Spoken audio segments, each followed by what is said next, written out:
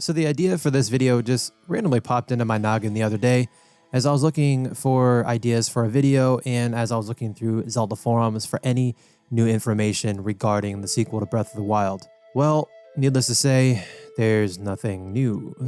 Other than the rumors going around that Breath of the Wild 2 might be showing up at the Game Awards on the 9th of this month. Now, if anything happens, and that's a really big if in all caps, I feel the only thing we might see is potentially another quick trailer like the one we got when Nintendo dropped that surprise one on us a couple months ago. Again, I don't think this game is nearly as close to being done as a lot of the community thinks, but of course, don't get me wrong, if this game does come sooner than I predict, I couldn't be any happier being wrong if I'm being completely honest. Now that being said, hi, I'm D-Rock with Zelda Theory, and today I'd like to talk to you about some things that I think the sequel to Breath of the Wild should avoid in order for it to be an amazing success and take the throne of the first Breath of the Wild.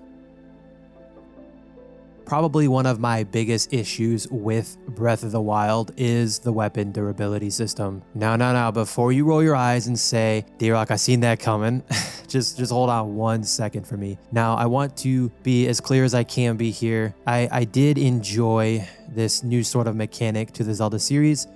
However, I feel they went a bit overboard with it. I remember fighting just your basic bokoblins, your basic Zelda enemies on the Great Plateau, and how easy it was to break the weapon after finding one of those weapons you really enjoyed using like so much. It was such a drag. Pardon my Shikamaru reference. Naruto fans, where you at? If you have played Breath of the Wild, you know that Link was able to use a variety of weapons in his adventure, not just swords, right? I mean, if you're a long-time Zelda fan, this probably came to you as a bit of a shock when you first booted up the game. I know it sure did for me. I remember playing Ocarina of Time and just how simplistic it was. You had the Kokiri sword, then the Master Sword, and if you went through the trading sequence to get the big Goron sword, then that was another potential weapon option. To be honest, I kind of miss that. Look, I totally understand the intent that went into this as far as the development goes of the game. The vast, wide array of weapons that Link could use was designed for us to experiment with and decide as the player which weapons we should use going through the adventure. But I feel that the weapons just being so easy to break actually does the complete opposite. I mean, at least it did for me. We go through the Breath of the Wild and collect strong and extremely unique weapons that only a certain type of player would use. Not one playthrough was the same, I could imagine. But then you would rarely use said weapon out of fear of breaking it. So instead, we would continue to use weaker weapons scavenged from enemies, like the almighty tree branch. Oh, what memories. Now, to make matters even worse, Link has an extremely limited inventory for all these weapons and shields you find in the game, so odds are you are very likely to run out of room because your arsenal is either filled with junky weapons or a variety of Breath of the Wild's more interesting weapons you and I haven't used out of fear of them breaking. Having a wide variety of weapons for Link to use is an excellent idea that should be brought back, but the weapons breaking so easily is a mechanic best left in the past. Instead, we as the players should have the option to sell or discard weapons when they are no longer necessary, and this should be the method used to control our inventory size if we so choose. I think this way we would have so much more control over the inventory we want, as well as a better opportunity to figure out which weapon style we would like the best. Then you and I can gladly have Link fight however we want, like without worrying about breaking the weapon halfway through a fight. Please, Nintendo, either restructure how the durability system works in the sequel, or just scrap it completely and go back to how things were. Having a set number of days to complete the game is something I feel should never happen again in the Zelda series, but even more so with the sequel to Breath of the Wild. You remember Majora's Mask and how nerve-wracking it was to only have 72 hours to complete the game before the creepy-looking moon destroys the entire world? Was it just me? Well, alright then. Anyway, my point being is, even though I absolutely adore Majora's Mask because of it being a direct sequel to Ocarina of Time, and quite honestly, just the story in general is amazing, the game did annoy me because of that restriction of 3 days to do literally everything. Of course, you could slow down time or speed it up depending on your goal for that specific part of the game, but I'm not going to lie, that was probably the worst part of Majora's Mask for me as a massive fan of this Zelda game. Now, I want to add to that I really didn't like how if you did decide to reset time, you literally lost everything. Seriously, your rupees, your arrows, your Deku Nuts, everything. You also lost all of your progress if you were in the middle of a side quest or a main event in the game, which that in itself is a pain because side quests are what make Majora's Mask so great, and if you have played the game, you know exactly what I mean. What a pain as a completionist at heart, honestly. Please, Breath of the Wild 2, don't give me a time-sensitive game like that. You can do everything else Majora's Mask did. I'd be totally fine with that. Just leave that one out. If you happen to agree with me here, do me a solid and smash that like button. I appreciate it so much. Now, I have to talk about this because it's important to me, and because I feel like if I say it, hopefully others in the community will speak up as well.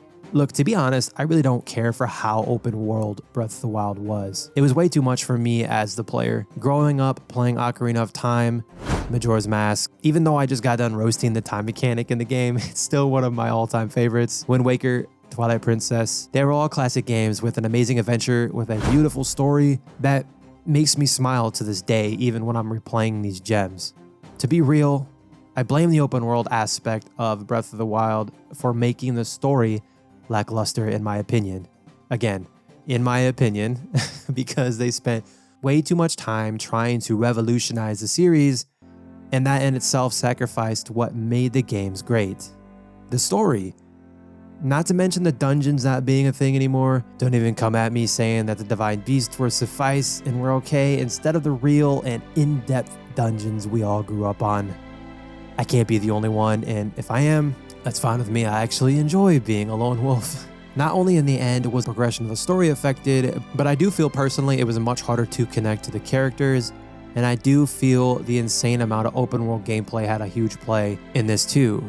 Look, yes, I agree those champions were amazing, right?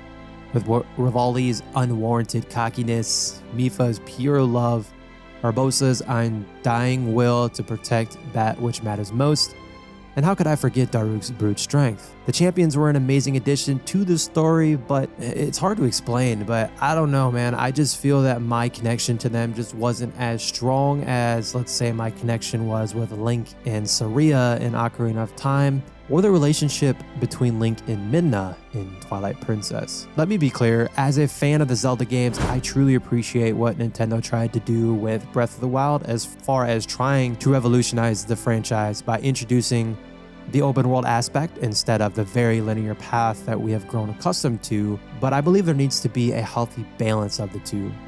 Who knows, maybe Breath of the Wild 2, or whatever they decide to call it, will be the newest game Nintendo created that may take my breath away and takes that #1 spot from Ocarina of Time. Now, with all of that being said, here is my perfect Breath of the Wild 2, a 10 out of 10 masterpiece, right? Completely redo the durability system in the game to where I'm actually able to enjoy the weapons that took me forever trying to find, because let's be honest, that was extremely annoying fighting a red Bokoblin and getting a warning that my weapon was about to break. So there's that. Or even maybe making a way where I can go and sort of repair my weapons at like a blacksmith, or maybe even make them stronger by using different materials that I find through my adventure. Next, bring back a little more linearity. Don't give me so much freedom that I literally get anxiety because of everything I could potentially do at that given moment. I don't like that, Nintendo. Hear me, please. It's gotta be a perfect balance of open world and linearity. And of course, bring back the dungeons. That's it, really. I know I'm not the only one here that misses exploring those dark, creepy, twist and turn looking temples. You know what I mean. Another thing I'd like to see more of is maybe some more voice acted cutscenes. I think this is one of the things that Breath of the Wild just nailed 100%. Maybe have more of the NPCs have voice acting, as well as whoever turns out to be the main protagonist or the equivalent to the champions in the sequel. I think that'd be pretty cool. Hey, listen, if you enjoyed our conversation here today, be sure to click on this video right here for more Breath of the Wild 2 content that I think you will enjoy even more. I'll meet you over there. Much peace and love. Be the light.